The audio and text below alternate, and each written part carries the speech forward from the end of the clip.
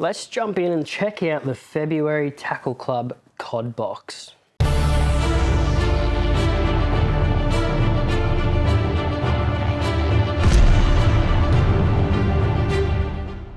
Okay, got a fair bit to get through here, so let's jump on right in and start off with the surface presentation, which is one of my favorite frogs to fish. This is the Demiki Air Frog in the 4-inch.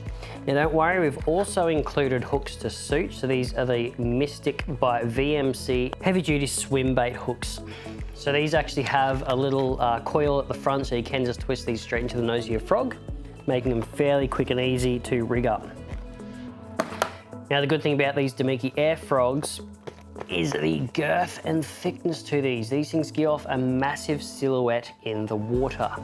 Not only that, but the two big paddle tail legs on the back create a very big commotion and a lot of noise.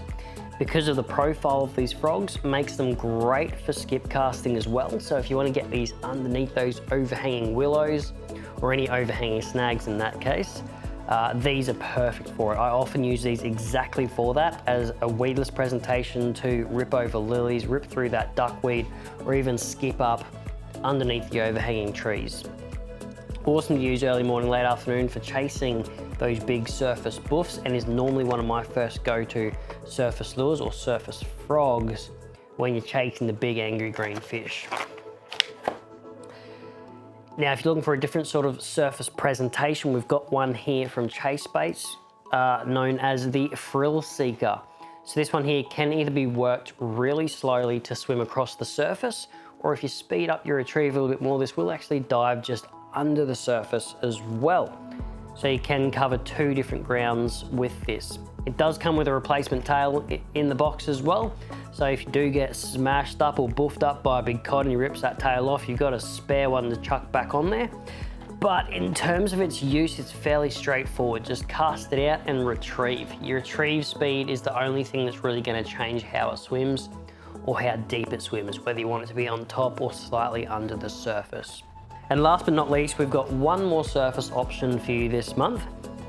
This is the Spit and Wah. This is the River to Sea Spit and Wah frog, and these things are immense and have accounted for a lot of big surface blow-ups. This is essentially a big cut face popper in the shape of a frog. So you're going to cast this out, pause when it hits the water, let those ripples go. You want calm water, and then just pop, pop, pop, pause.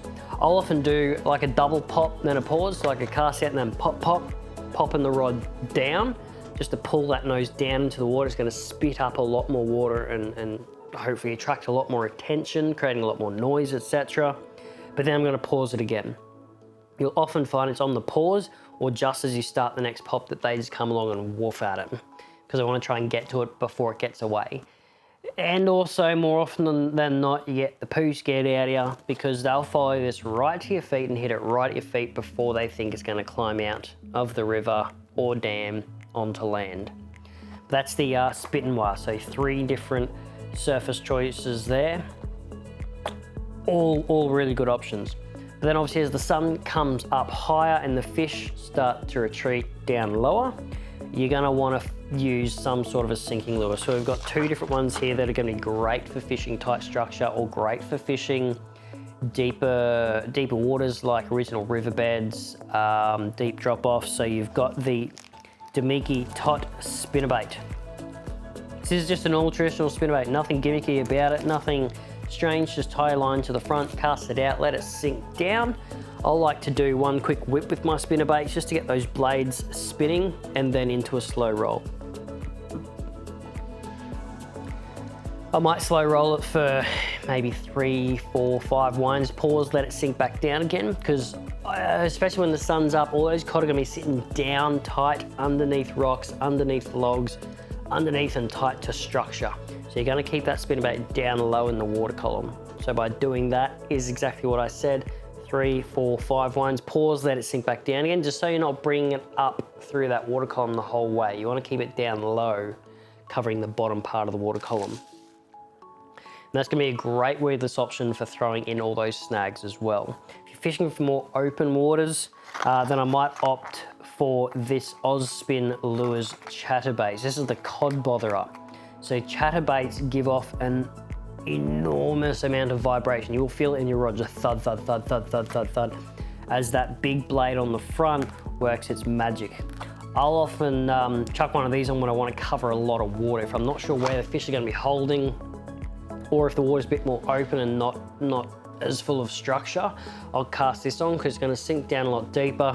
It's going to hold a lot deeper just because of the way chatterbaits work differently to spinnerbaits. And then, but fish it the same. Fish it the same as the spinnerbait. So cast out, let it sink down, pause, let it sink back down again. A few more winds, pause, let it sink back down again, just so you're still covering that bottom of the water column still. That's it for the COD box this month. If you want to check out the COD box or any of the others in the range, just head to www.tackleclub.com.au, pick a box that's right for you, and welcome to the club.